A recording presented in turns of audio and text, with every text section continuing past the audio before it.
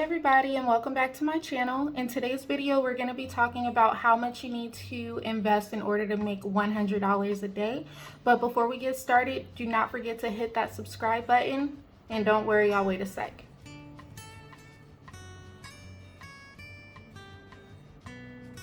Okay, let's get into it.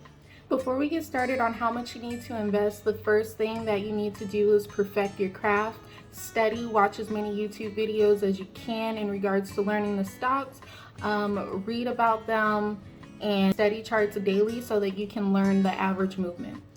After studying, you're going to want to practice, and by practice I mean to load up your account with a very small amount of money, anywhere from $20 to $30, and risk losing $2 for a gain of $3 to $5, and do that consistently. That way you can trade with more money comfortably and not stress about it.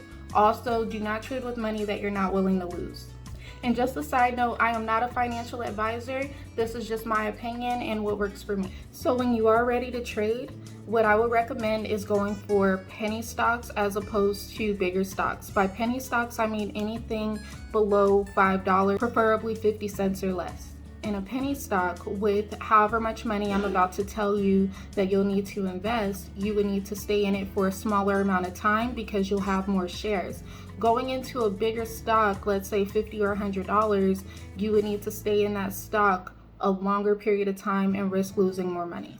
Now let's get into the amount needed to invest. So I recommend $1,000 for your initial investment in order to make $100 a day. For example, you pick a stock at, let's say, 50 cents. You put in your $1,000 into a 50-cent stock. That will get you 2,000 shares. Now, if that stock moves up 5 cents, you will reach $100 and you can take profit and repeat that daily. And then the next day you'll have $1,100, and that's how you slowly grow your account. On the flip side, if you go into a bigger stock and you invest $1,000 and let's say the stock is $25, that will get you 40 shares. You would have to stay in that stock for $2.50 increase in order to see your profit, which can take longer and it can psychologically mess with you, and you'll pull out and take a loss before you get the gain. The last thing that you need to do is know when to cut losses, and realizing that you're not going to win every trade, but the whole point is to minimize your loss and make more than you're actually losing.